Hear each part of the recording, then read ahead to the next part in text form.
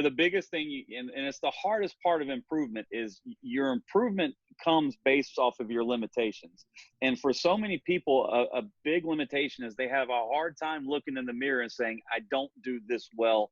I've got to do something to address it. So, I hit a point in 2010, 2011, when I really first started getting into workouts with NBA guys, where I started looking at my workouts, and I had my staff, and we would have a lot of players going at one time. And I started looking at my workouts, and they started looking too similar. And they started looking like my growth had stagnated. So my planning wasn't as good as it needed to be.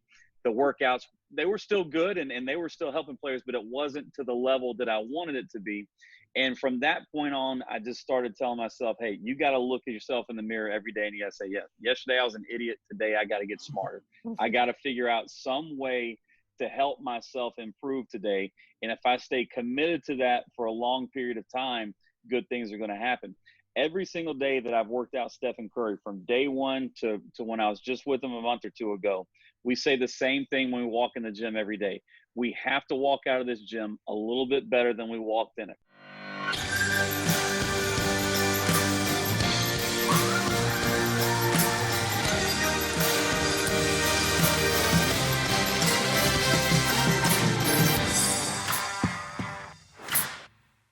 All right, welcome to the Path Distilled. I'm your host, Kevin Harris. My co-host is Lauren Tashman. Welcome, everybody. And today we're fortunate to have Brandon Payne. He's the founder of Accelerate Basketball. He's an NBA player development specialist, and he's the personal development coach for Stephen Curry. Welcome to the show. Hey, guys. Thanks for having me. Thank you. Can you tell us a bit about what that work is and a little bit about yourself? Yeah, so I've been working with Stephen now since 2011. So we're coming up on our 10th and 11th off season together. And it's been a process, an ever evolving process where it started off as we were just kind of working here in my facility in Charlotte, North Carolina, doing what we could from a strength conditioning standpoint, as well as a skill standpoint. And that at that time, that's when I started to really kind of, tinker with neurocognitive development and getting more into how learning patterns can affect player performance and how we can speed up the process for players getting better through really working and attacking different parts of their brain at different times of workouts. So, but before that, even long before that, going back all the way to when I was in high school and college, I started coaching. When I was in high school, I was coaching with my dad. My father was coaching some 11, 12-year-old players here in Charlotte that were very exceptional. Actually, Stephen Curry was one of the guys we played against at that time, as well as Chris Paul and some other NBA players when they were really young. So that was a really exceptional time period here in the Charlotte area. And from there, I got into to coaching at the college level. So I went to UNC Charlotte for 1 year. Just wasn't a great fit for me, and decided to transfer to Wingate University, which is a small school here in the Charlotte area. When I was there, I had kind of the opportunity to either walk on and play basketball for the university, or the coach at the time said, listen, you can walk on, you're not going to play, you're not, so you're going to come out here and you're going to get beat up, and, we'll give you a uniform, but you're not going to play. But I know that you want to coach. So I'll give you the opportunity to start doing things in the office and start doing some things from a scouting standpoint and from a recruiting standpoint to help out around here. And so I started doing that, and then that kind of grew into a bigger role the next year at Wingate, where I was actually doing some on-court coaching as well as advanced scouting, and had some other responsibilities in terms of strength conditioning and player development, and it just kind of grew. And so I did that for a few years and really enjoyed it. But, during that process, I learned that I'm not a very good assistant. I'm not a very good suggestion maker. I tend to operate a little bit better when I'm making decisions. And after going to the Final Four a few times, where you have these big coaches conventions, and just seeing the career path that guys that were quite a bit older than me, that were actually really, really good basketball coaches, had not really advanced too far past where they started, because it's so much about networking and so much about recruiting. And I saw the guys that were maybe not as good at basketball coaches, but they were really good recruiters that had moved on. I knew that recruiting wasn't going to be something that I did well. So at that time, I made the decision to step out of coaching coaching at the team level, and started doing more individual training and personal training, and started to really develop the philosophy and the curriculum that I use now with players all the way back in 2000. And so from that point on, it's just been, experience after experience that I've learned from to kind of create this player development package that Stefan and I have had such success with over the past decade. And, it's been other NBA players too. I've worked with quite a few players. I think we, at one point, we put all the player contracts together. We'd added them all up, and I think they were right at 900 million of all the player contracts that I've trained in terms of the total value. So wow. It's been quite a fun run. And and I have Stefan to thank for a lot of the notoriety and the success that I've had. Wow, that's impressive. So could you take us back to that year 2000 and kind of walk us through what's going through your mind at that point and how you progressed?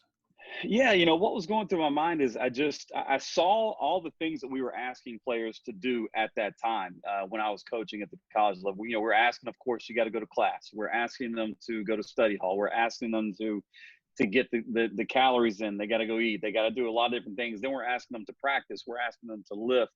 And there's just a huge amount of stress put on their daily schedule by being a college basketball player. So at that time, I started thinking that, there's got to be a more efficient way for players to improve. There's got to be a better way for us to kind of attack this to where we can condense the amount of work we're asking players to do, but get greater learning benefit out of it.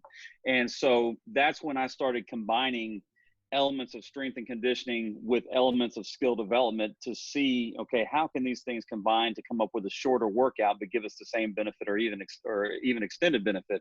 So I started messing with what we call light load resistance in terms of how that aids in muscle memory and how that aids to develop players quicker. So what I found was that, when we would use bands and things on players, if we would pull them and provide so much load that it actually changed their mechanical movement patterns, we were actually introducing faulty movement patterns to them. So we were taking them backwards. Then when we would switch and we would go to lighter resistance, and we would do things to where they were still feeling the resistance, but not feeling it quite as much, they were able to get more explosion. They were learning things a lot faster. So at that's when I really started to dive deeper into how can we help players learn faster and become better quicker. And so what were the results of that? Well, the results of it were, okay, I need to explore this a lot further. I need to spend more time on it. So that became when I decided to step out of coaching and started to do my own sort of testing. And so you fast forward a little bit to 2009 when I opened Accelerate Basketball. So, at that time I still had my coaching network and I still had a lot of players coming in to see me here individually. And, we were able to really expand that quite a bit at that time. So we went from just doing things with bands to where we incorporated tennis balls. We did things with 2 balls. We did anything we could do to overload the skill that a player would actually execute in a game would make it easier for them to do in a game. So if we can make the workouts more difficult, having them go through the skills here, when they got to the games, things would be smoother, things would be quicker, it'd be more like second nature when they were trying to execute things in the game. So, and we figured that not only with that, but we also figured out that doing the same things with strength conditioning. So if we were able to stimulate people's brains, players' brains as a part of their activation period, we got greater focus and we got greater result in terms of power and force outputs than if we just had them come in here and hop on a stationary bike for 10 minutes to get loose. So by using things to really get them into that excited state, that stimulated state from a brain standpoint, we got greater results, and we felt like we were helping players were getting faster, quicker. The whole reason that I developed this philosophy was to bridge the talent gap. That's really what we're trying to do. So there's always a player A, player B comparison. And the way we've always said, okay, player A is the guy that, jumps out of the gym, even if he just got up off the couch. And there's a lot of guys like that. Player B is the guy that really has to rely on his skill level. He's got to rely on his decision-making, his basketball IQ, to offset those physical differences. And really, that's what my training is aimed to do. And that's how it started, was to level the physical playing field by having players be able to play more efficiently, play more intelligently, because of the overloaded state we put them in during workouts. It allows them to move quicker because they're taking less steps. They're making decisions faster. So we're bridging that gap. So we're helping players play above their physical ceiling, because we're playing at a more intelligent level.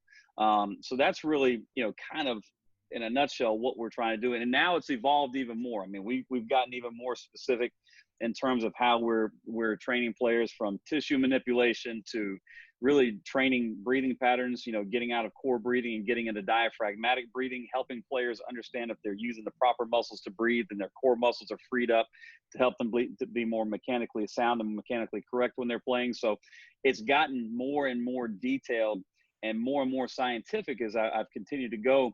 And it helps when you have players that are intelligent. And Stefan's extremely intelligent, so he's able to take the information we're giving him and he's able to really apply it, because he asks really good questions. He has the same desire for knowledge that I do. So when you combine the fact that he's a guy who grew up in the NBA, his father played in the NBA, so he saw what that work ethic was like to stay in the NBA for 16 years, has a really high basketball IQ, has an incredible skill set because he handles it so well and he shoots it really well. And then you get him to the point to where he's getting bigger, stronger, faster, and you increase his processing speed. All this is because he is attacking the learning process, because he really wants the information as badly as I do. And we've just been on the same page for so long that it's just created an unbelievable working relationship. And it's really given me an opportunity to showcase the benefits of what we're doing and how much, and how much it can make a difference. And, he's just a guy that every night he goes out there, I can see parts of what we've done when he plays. And it's so funny. Everybody, when they come in here and they see little snippets of things on Instagram or YouTube, and not everybody quite understands the why behind what we're doing. Sure. But when they come in here and they see what we're doing and give them a little bit of the why, and then they watch play, they say, oh, okay, now I see why we did this here. Now I understand why we did, because it all starts to fit together. We're very systematic, organized, and progressive in how we approach every single thing we do. We have a system for everything, and we have an explanation for everything. What I've really tried to become as a teacher and a trainer, as far as to basketball players, is if I can't explain everything that's going on in the body from the top down, from your brain down, and from the ground up, then I shouldn't be teaching you. I might not be able to do it. I certainly can't do it, at the NBA level, and I could never play at that level. But I've taken the time to learn how the body produces force, produces power, how the body decelerates, accelerates, changes directions, how your core operates, and how your brain sends signals down, and what we can do to speed all those elements up. And really, that's what I've created here, is the combination of strength conditioning, skill, and neurodevelopment. I mean, for obvious reason, Kevin and I are just nerding out on everything you're saying right now, because Kevin and I actually met when, studying expert performance and trying to figure out, from Anders Ericsson, this notion of deliberate practice, and people kind of misinterpret what that actually means and what it takes to be an expert. You mentioned that you have a thirst for knowledge. Where do you think you got that from? I think it honestly probably came from my failure as a player, just because, I loved the game so much, and I wanted to continue to play. I wanted to get better, but, I always went back, and I would always remind myself, my dad was staying on me, you need to do this, you need to do this. And I wasn't the best listener. I didn't listen to everything he had to say, and I wish I had, because things would have been a little bit different. But, so I think that my shortcomings as a player, not listening to him the way I need to, has really driven me to say, okay, I'm not going to let that happen again. And so the way that I can become better to help my players and my children now, both my sons play basketball, is I have to wake up every morning and I've got to learn something new. And whether it's I'm going out and reading an article or a science-based article or a performance-based article, or if I'm just sitting down watching videos, going through YouTube, going through Instagram, finding something that's interesting that either causes me to question what we're doing, because I think it's important that we see things that say, well, maybe I need to look at this. Maybe I'm not 100% correct about what I've been doing, or things that reinforce my thoughts, reinforce the things that we've done in the past that say, hey, you're doing things the right way. But, the biggest thing, and it's the hardest part of improvement, is your improvement comes based off of your limitations. And for so many people, a big limitation is they have a hard time looking in the mirror and saying, I don't do this well. I've got to do something to address it. So, I hit a point in 2010, 2011, when I really first started getting into workouts with NBA guys, where I started looking at my workouts, and I had my staff, and we would have a lot of players going at one time. And I started looking at my workouts, and they started looking too similar. And they started looking like my growth had stagnated. So my planning wasn't as good as it needed to be. The workouts, they were still good, and they were still helping players, but it wasn't to the level that I wanted it to be. And from that point on, I just started telling myself, hey, you got to look at yourself in the mirror every day, and you got to say, yeah, yesterday I was an idiot. Today I got to get smarter. I got to figure out some way to help myself improve today. And if I stay committed to that for a long period of time, good things are going to happen. Every single day that I've worked out Stephen Curry, from day one to when I was just with him a month or two ago, we say the same thing when we walk in the gym every day.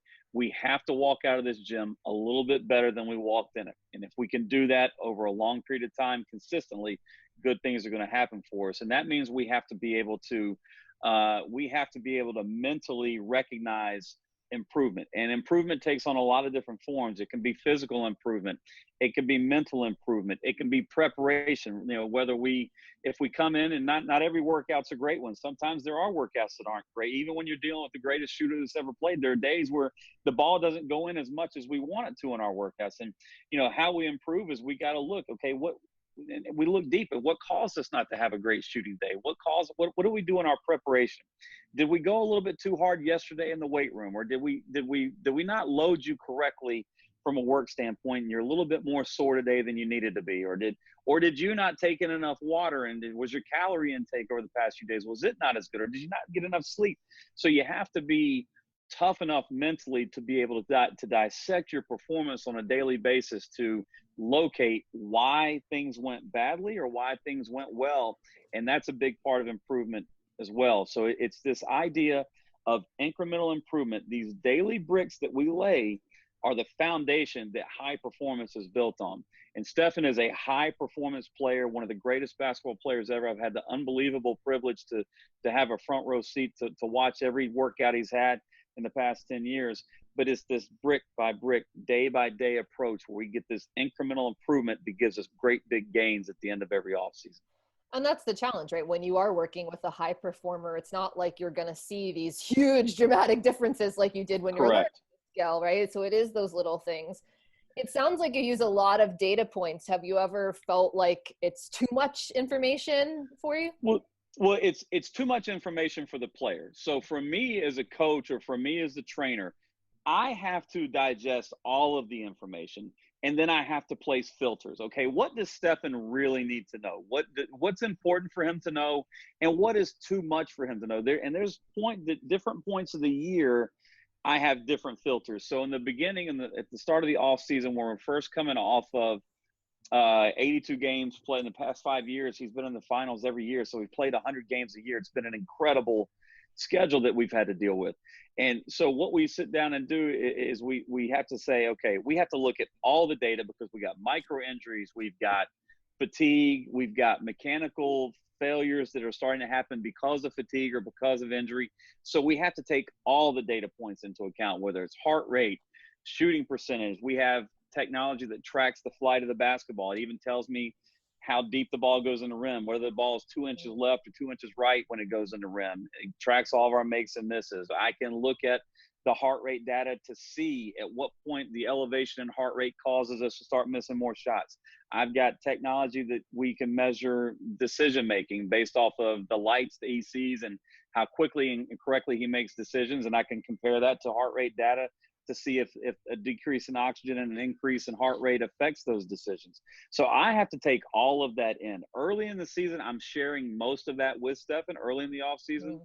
As we get closer to the season, I need less of that living in his head. So I only start to share the relevant data points at that point, which has a lot more to do with conditioning level than anything else.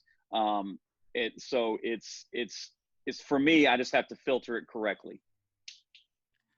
So you mentioned 2010 or so is when you started to really look at your own coaching and attempting to improve the performance. And then around 2011 is when you started working basically full time with Stefan. What happened? And other players. Sure. But what happened between 2010 and 2011? Do you attribute it to that mental shift, or was it something else? Yeah, it was at that point, it was really about creating systems. I had to create it. I had all these great concepts. I had all these great ideas, and I knew the science behind them, but I didn't have things down on paper. I've always been really good in terms of ideas. I've been good I can think through things really well. I can visually pinpoint things that a lot of people can't. That a lot of people would need technology to pinpoint. So, and part of that's because my father taught me so well coming up, and I was around the coaches, and things with basketball mentally always came easy. But between 2010, 2011 is when I got my philosophy down on paper. I started to do things where I was speaking to people. So it forced me to get more organized in my thought process and in my planning process. And we got more organized with how we executed each and every workout. And we had a way forward. We had a way to get from Monday to Tuesday to Wednesday to Thursday. I knew where we had been. I knew where we were going, and I had to bridge to get to each workout. And until that point, it had just been a spray of great drills. But when I became philosophically based, things got systematized and we got really organized. And at that point, that's when my improvement as a trainer, a coach, and a teacher really started to take off. And, I was also a little younger then. And, the younger you are, the more you know. Everything when you're younger. And, I was an aggressive coach. I was aggressive with how much I thought I knew. And it took me, really, like I said, monitoring and watching our workouts and really being able to say, this is not as good as I want it to be. It's not where I want it to be. It's got to be better. And, each off season, it's not that we make these tremendous leaps in terms of we change a lot of things. But if you talk to Stefan, he'll tell you, each offseason we've evolved. We've added some things. We've taken some things away. Where maybe initially we thought certain types of drills or certain formats were giving us bigger benefits. And we've taken those things away, or we've streamlined them, or we've decreased the reps or the amount of work we do on one area. And we've decided to fill all of our buckets evenly. I think maybe early in our tenure together, we had some buckets or maybe too heavy, too full, and we weren't filling all the buckets we needed to fill. I think now we do a much better job of getting all the buckets correctly filled at the top, so we don't have any spilling over and some that are empty. Now we have everything filled at the right level.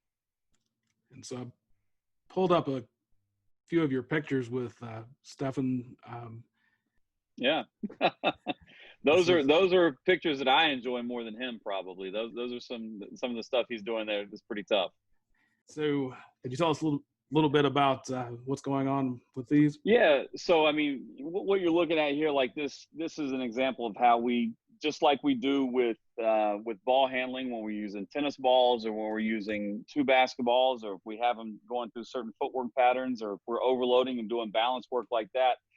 When you look at that first picture where he was using the rower and we had two extra bands attached, that's an overload. So we're trying to make it more difficult. So what he would do, just an example of how we overload in contrast, if he went for a minute with the two bands attached, we would immediately remove those two red bands and he would go for 30 seconds with no band attached. And what happens is he gets an immediate burst where he feels stronger, more powerful, quicker, because the firing that's happened from brain to body has increased because that light load that we added on top of what would be the normal load has caused that firing to speed up. So when he takes that off, he's going to feel stronger, faster, and he's going to get an immediate burst of immediate benefit. It's the same thing like when you look at the next picture where he was going through that balance work. So we do an extensive balance segment each day as a part of our physical activation. You know, we shoot off 2 feet. So the better we can become in terms of doing different types of tasks, doing different things with the basketball with 1 foot, and I'm giving him different stimulus at the same time, the more balanced he's going to be able to feel, because I get really detailed with him in terms of how we're using our feet. I teach a lot of big toe, pinky toe, heel, which means we're locating the arch of our foot by placing a lot of pressure on those 3 pressure points. And when you can locate those 3 pressure points and get that arch really firing, the rest of your body up the chain fires at maximum velocity. So there's no breaks in the chain. But if we have weak activation at the foot level, everything else is going to be kind of segmented or broken up the chain, especially with guys that have power output discrepancies between their left and right leg, which is a very common thing for basketball players. If they can't locate that arch, they can't be balanced, and they can't have symmetrical power output, which causes mechanical issues when they're shooting the basketball. So when you're able to really detail that and go over those things with players during a workout or a warm-up period, you know, it really helps them learn and continue to improve at a higher rate, because they're very detailed about the process, especially guys like him that ask really good questions. You mentioned the buckets before, and it sounds like you come at this from a very holistic standpoint, you know, and Sure. what you're explaining there makes me think, obviously you're training kind of the physical, tactical pieces of the game, but also the mental components of it. You know, it sounds, correct me if I'm wrong, like you're incorporating some of the research that's been done on brain endurance training and the active mental fatigue and stressing the mind to be able to perform better under pressure. Correct.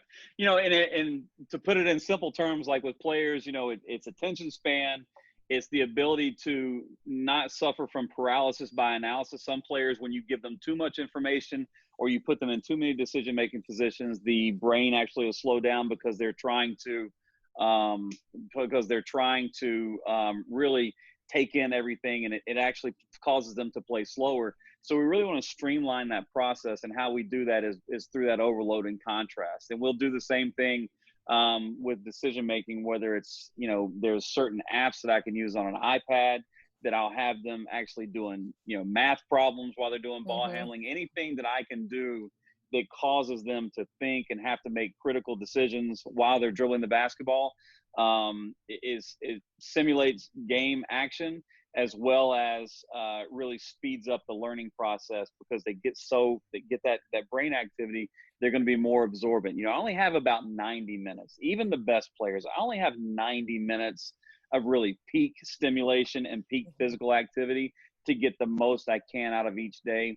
And so we have to systematically continue to go back and re-stimulate, whether it be technology, tennis ball, 2-ball, something that causes that stimulus to keep them at that peak excitability from a brain standpoint, so they're getting the most out of each workout. And that's really the thought process. But I'm a basketball coach. I just, you know, part of the way that I've been able to help and separate myself is through the research of everything that I'm doing. And really becoming an expert in all these fields. And so I'm curious, have you noticed since some of these types of techniques have caught on and been spread out across the league, has the competition, have you seen the difference? Well, you know, I tell you, basketball, in terms of basketball coaches, is a very, like for all sports at a high level, it's a very ego-driven world. And, you know, everybody thinks they're right, and everybody thinks their way is the best. But the way that I've approached it is, you know, there's a lot of different ways to get better. There's a lot of different ways to improve. My way is not the only way, and somebody else's way, and it doesn't make my way right and their way wrong. What it really boils down to is, how do you apply what you do to the players you're working with? Not every player will work well with my particular approach. The way that I communicate, the way they receive communication, it might not be a good match.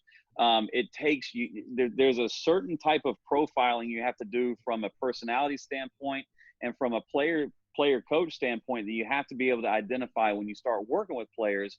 Is this going to be a good match? Because the way that I approach it is very cerebral, very well thought out, planned out. There's some guys that just can't quite, it's not grasping, they can't quite think that deeply into it because it slows them down. Some guys just got, see drill, do drill, see drill, and that's what works for them. But again, when you're starting to really work on guys that have to bridge the physical gap, a lot of times they're very cerebral. They're going to ask the right questions. They're going to receive the information correctly, and they're going to push themselves forward based off the systematic, organized, and progressive approach that we put in front of them. So it's really just, it's identifying that when you begin to work with players. And there's a lot of guys I would have loved to have worked with that I worked out for a week or so. And, at the end of that week, I just knew this probably isn't going to be a good match. And it's not.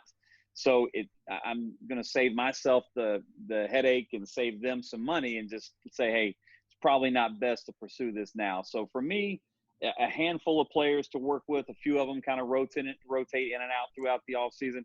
That's all I can handle as one individual anyway. And Stephen is an industry all by himself, from the commercials that we've got to do to the camps we do to the different projects we have, in addition to getting him ready to play basketball. So, I think it's caught on in some places. I think some coaches are doing some things similar, but, basketball coaches a lot of times are very set in their ways. And, I refer to the phrase of death as this is how we've always done it, because it kills innovation. It means you've stopped learning. But there are a lot of basketball coaches that just do things because that's the way we've always done it. You find that on the strength and conditioning side, that the thought process tends to be a little more forward thinking in terms of they're constantly trying to learn more. They're constantly figuring out new ways to help players. Basketball coaches, they're coming around. It's just a little bit of a slower moving train than the strength conditioning area. So, I'm just trying to do what I can to speed my guys up and do the best I can with them.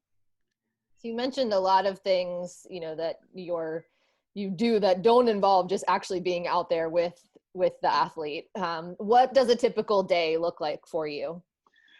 For me, when I'm with Steph in the off season, it a lot of times it means waiting around, because we have to wait to see when he's actually good. We have a block of time each day, but we're not always sure when that block of time is going to come. He's a busy guy and he's a parent. So some of that means waiting around, but we do fill that time. I fill it with watching film. So we record a lot of our workouts. And so, for Steph and I in our relationship, I can show him certain things and he knows it immediately. So there's very little verbal communication. There's not a lot of back and forth.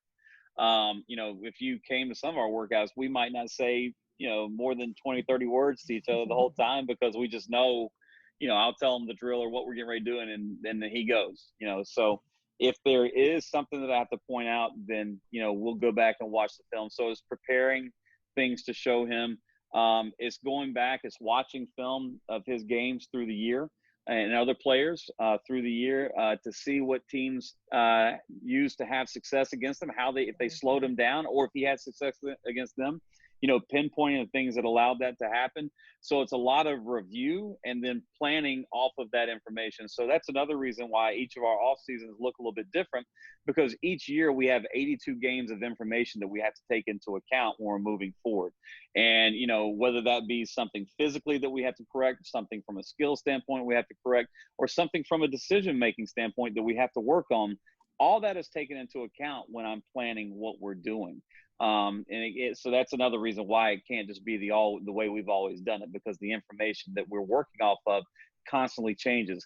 His list of limitations constantly changes because, like I said, every year we have a new set of little micro injuries. We have a new set of bumps and bruises we're working from, and we have a new set of defensive looks that he's going to see from every team that cause us to think, well, maybe we should look at doing this. Maybe we should attack. Maybe we should add some things where you're working with your back to the basket.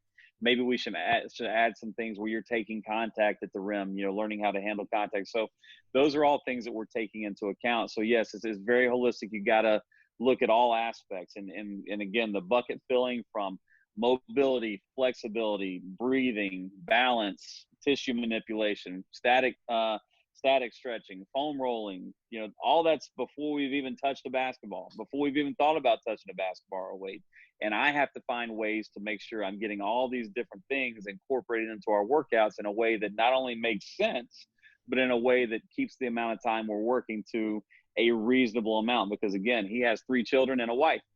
I can't monopolize his entire day in the off season trying to get him working out. And we've passed the point to where we're doing 2-a-days. That's no longer, when you're 11 years in the league, the 2-a-day off season workout is no longer needed, and it's also not beneficial because so much of our focus is also on recovery, different recovery techniques. How can we recover better? How do we recover more efficiently to make sure you're as fresh as you can be the next day? So all that stuff's taken into account. And so how much better would you say that those cerebral players such as Stefan has improved your ability? Oh my goodness. I mean, I have to improve at a rate 3 or 4 times the rate that he improved because he masters things so quickly. So, for me, I have to stay as far out in front of him as I can. And when you've got somebody that improves at the rate that he improves at, you better make sure you're moving forward quickly. And you better make sure you're coming up with things that make sense and things that are going to be beneficial on a daily basis very quickly. So you can't let him catch up. If I let him catch up, then I'll be out of a job. So yeah, I've got to really work to stay ahead. And again, the sports performance field, the industry as a whole is still relatively young. I mean, it's still, it's still an evolving thing, just like identifying learning patterns and using technology for cognitive development. It's still new. So we're learning more as we're going here. So you can't just say, well, I've got this technology, and that's what we're going to use. It doesn't work that way because that stuff is constantly changing. I use one particular product that my guys enjoy. It's called Neurotrainer. And, the exercises and the drills within Neurotrainer change quite often. And so, I have to translate to those guys how those drills are helping them because sometimes they have a hard time seeing, well, what is this exactly doing? So I've really got to get in there and go through the drills and really learn it. And I got to do those drills. I certainly can't do the basketball drills anymore, but I got to do what I can. So, I've got to stay out in front. I've got to do everything I can to make sure I'm giving them the information that they need. And I have to take into account how each player receives that information. Stefan, you can shoot almost like you're firing water out of a fire hose. He can absorb that water, whereas some kids they can't. It's just too much, so I've got to make sure, again, I'm shooting the right amount of information to each player. With him, he's so well seasoned and he's so well thought out and he can absorb it all.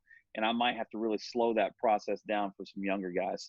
So it's important for me to make sure that I'm being, agile as well as philosophically flexible. I can't say that, 9 years ago, I wrote this philosophy and I'm going to stick to it. I mean, I'm sticking to the format of the philosophy, but I have to be flexible within the content of that philosophy because as new information comes to me, I have to really look back and reflect and say, hey, is this correct, or should I adjust what we're doing here?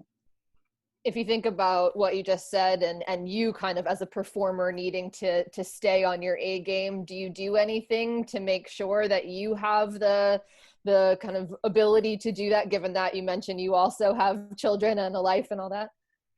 Yeah, I have my kids have now become kind of like my my test cases in terms of how I'm teaching things and how I'm showing things because my oldest son is now 12 and he's been in this gym with me since he was 3-4 years old. And so I know when I'm teaching him certain things or when I'm trying to show him certain things, I kind of know which players I have that are similar in their thought process and how they receive information. Even though he's 12, they receive information in similar ways. So I'm having to think about how I'm relaying that information. And it's also, I'm very, every parent is pretty critical of their kids. And so, through my working with them, I've noticed some behaviors and some habits and some physical traits that my son has that I've had to work to correct that have actually helped me in Stefan's workouts because I had to learn based off of Carson's limitations. I had to learn how to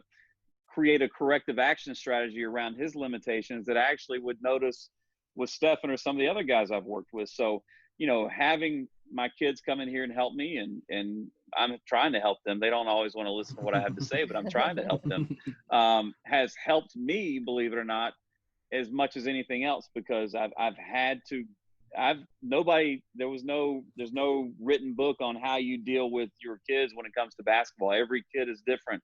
Every kid's set of limitations is different. Therefore, the roadmap and the corrective strategies that you have to develop around each player and each child is different. And that's really helped me in the NBA level as well. And so what would you view as the key to your success? I mean, the key to my success has just been that, you know, the ability to reflect and the ability to look at my own limitations and say, hey, I've got to eliminate this. And so that all kind of goes back to the story I was telling earlier about, you know, not listening to my father as well as I should have when I was coming up, and making sure that doesn't happen again. And then another key to my success is the fact that I had somebody like Stephen that was willing to take a chance on me and was willing to accept some of these things that at the time might have been considered outside the box, you know, and some people probably still consider it outside the box. But the fact that I could give him the why behind the what made a really big difference. And I you know, I hate this term, but there's guys that we call YouTube or Instagram trainers. They're just trainers that put drills out just for the sake of putting them out, that really don't fully understand the why behind the what. And, you know, the drive for me is to continue to separate myself, because I can tell you what's going on. I can tell you from a sequencing standpoint what's happening from the ground up and from the top down, and how to marry those two languages, because that's what performance is. Performance is the ability to physically perform. The best athletes in the world put the most amount of force in the ground while spending the least amount of time there. Best athletes in the world also process the most information in the least amount of time. So you got to be able to marry those two concepts to come up with a high performing athlete. And, you know, I've been very, very fortunate to have been exposed to a lot of different knowledge and a lot of different people. You know, through Stephen, I've gotten a chance to be around the Golden State Warriors on this 5-year run. And I've gotten to speak to and talk to people like Steve Kerr, and I've got to be around NBA coaches and NBA assistant coaches and have great conversations with people. And I've got to be around people like Jay Billis, who's an ESPN analyst here in the Charlotte area. And I've had the ability to have conversations with him and still have conversations about, you know, why I do what I do and be able to bounce ideas off of them. And so, you know, it's been incredible that I've been able to be a part of this network of people. But a lot of that has to do with Stephen. If he didn't buy in the very beginning, and then all of a sudden he'd laid a pretty big foundation for himself before we even got together. But, you know, about a year or two after we got together, that's when his just meteoric rise took off. And to be fortunate enough to be a part of that process, and at the same time be refining how we do things, has really shaped how I work now. And now that we have that success background as a foundation for what I'm doing, it gives you a lot more confidence to be aggressive seeking knowledge. It gives you a lot more confidence in being able to do things like this, to speak to what we're doing. You know, you find a lot of coaches get really nervous about talking about their process because sometimes they don't understand their process quite as well as they think they do. And it takes, again, being able to look in the mirror and say, hey, I'm really not sure. I need to look at this further. So being able to beat myself up probably helps a little bit too, you know, and be mentally tough. Well, I think you can't deny that's one of the best calling cards you could have is the meteoric rise of Stephen Curry as your part of your work. Yeah, I mean, you know, and I in no way I'm not the reason. I think a lot of people try to draw, well, you know, you did this. Well, I mean, I was a part of it. You know, I gave him the structure and I gave him the ideas. He was the execution. You know, if he doesn't go through those drills as hard as he goes, if he's not as detailed in those drills as he is every single day, you know, none of that happens. So I gave him, you know, as much as I could from my standpoint in terms of the structure, the idea, the philosophy, and he's the one that took it and just ran with it and really turned it into what you saw on the court. And then confidence, you know, once you start having the success that he was having, and your confidence starts growing, and you're already one of the greatest shooters that's ever played, and then your confidence gets even better, you know, that's a tough combination for people to combat. Sure. And you mentioned too, as part of that, you're kind of getting to build confidence through that success and all the data you're looking at and the philosophy you've built. Has there ever been a time though where you've doubted yourself or felt like an imposter? No, no, I wouldn't say that. The data certainly has helped drive home certain points. So, you know, as technology has continued to expand and get more into the performance side, whether it's, again, shot tracking is a big thing now in terms of we have several different products we use to track shooting. We have some products that track some small decision-making stuff. I was able to come up with my own formula for tracking decision-making based off of the information that the technology gives us. There's postural alignment technology now where we can take pictures of guys and we can get a better idea from a postural standpoint what's going on. Functional movement screening type technology. So we have so many things that maybe used to live in this kind of gray area because we couldn't show you, we could only tell you. Now we have the technology and the data points to back up exactly what we're saying. And, you know, what's so funny is now, so Stefan can tell you, is one of the other talents Stefan has. He can tell you how much he weighs within a half a pound without even stepping on a scale that day.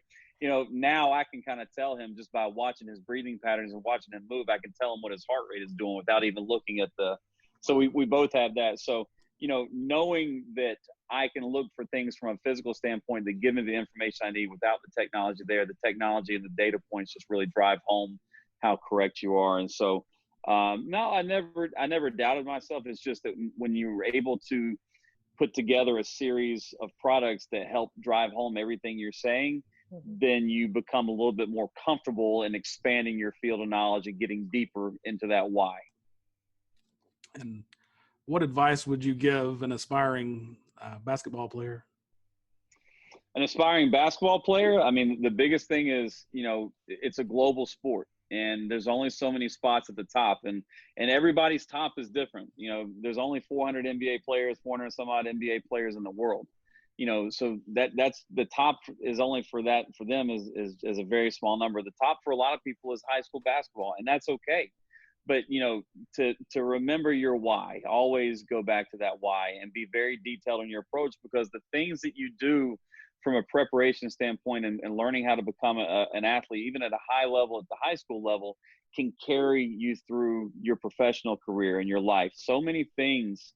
And I'm actually doing now a lot of business coaching. So companies bring me in and I draw the parallels between creating a championship level, you know, athletic development program and creating a high level sales and marketing and management program. And there's so many parallels between the two. And so if you can really learn how to become productive, can learn how to improve on a daily basis, can learn how to have a system, learn how to operate with discipline, direction, and accountability.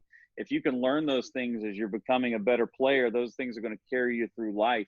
And I think that's so important because the ball stops bouncing at some point.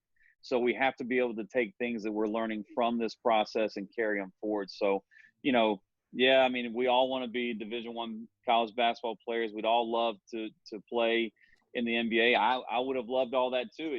It didn't happen for me. And, you know, but you can take lessons and you can take things from this process and really learn how to carry it forward in life. What about what advice you might give to someone who wants to do what you do or kind of be in that field of performance training? The first thing you got to do is you got to be committed to being a lifelong learner. If you're not going to be a lifelong learner, it's going to be really hard to move forward in this area. You know, the second thing I get a lot of coaches ask me, you know, how do you get involved in coaching NBA players and work with NBA players? And a lot of it was just, I was very fortunate. You know, I was just in the right place at the right time. You know, there was a lockout in the NBA in 2011, so players couldn't use their facilities. They couldn't go to their team facilities. So here in Charlotte, North Carolina, we actually have a large number of players that don't even play for the Hornets. They play for other teams. They just live here. Guys that have and maybe at one time played for the Hornets or guys that grew up in Charlotte. And we just had a really good group of players here that one off season, and we did a good job with them. And from that, I was able to grow and really solidify myself in Stefan's career. You know, again, I remind people there's only 400 of these guys in the world. And, you know, a lot of times the guys like me have 5 and 10 players they're responsible for. So there's even less of us. So, you know, there are a lot of ways to make a living in performance training and coaching that don't involve NBA players. I mean, if you look at the pyramid of basketball players in terms of where money is there to be made, youth sports is where the largest amount of participants is. There's also where the most emotional purchases are made, and parents make emotional purchases. And, so that's where the largest amount of money is to be made. If you really want to build yourself a good business, I mean, as a coach, you just want to make sure that you're doing things the right way, and you can explain to people why you're doing what you're doing, and you stay committed to learning more every day.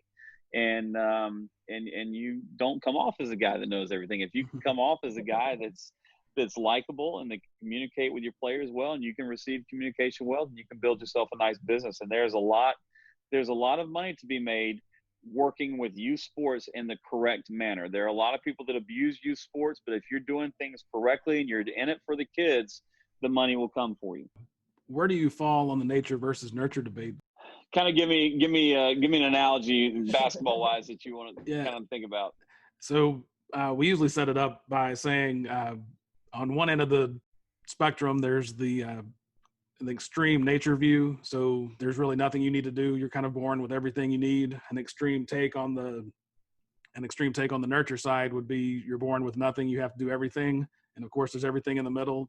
If you were to put a percentage on those two components, how would you go about that? Well, in basketball, there's a certain level of physical talent and physical gifts that you must have. And you cannot overcome these if you don't have them. We can bridge the gap, but it becomes a certain point to where size, speed, power can overtake. And until you get up into, high levels of college basketball in the NBA, that really doesn't start to get bridged very well. I mean, in high school, one player can win a lot of games, if he or she is dominant enough physically. So I think there's a minimum level of physical skill that has to be there.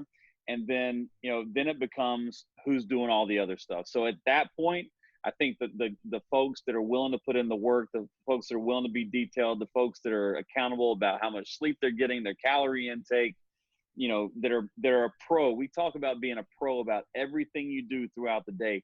That will carry you a long way in basketball. So you see some guys in the NBA that'll get there and they're immensely talented physically, and they've had great college careers, but they just fizzle out in the NBA.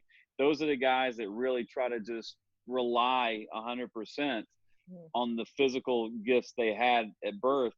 And the guys that continue to take those physical gifts and then really accelerate them by adding all of the other work in are the ones that have the most successful long careers. In the NBA, physically, they're all great. There are no bad players in the NBA. There's no bad players in the NBA G League. They're all great. And, you have to create these separators. You've got to separate yourself in certain ways. You've got to create an anchor skill. What anchors you to a roster? What makes every team in the NBA say, I need this guy on my roster? You have to create that. And then you have to continue to create separating factors that allow you to stay in the league. So your approach is so important. And I know that's kind of like a muddied answer to your question, but I mean, there's a base level of talent you have to have, and everybody in the NBA has that base level of talent, but it's the guys that are doing all the other stuff are the ones that stay around the longest and extend their earnings life. I think that was a great answer. It was a great answer. You mentioned just a minute ago that you've started to do some business coaching. So I'm curious, what are some ways that you think, what you've learned about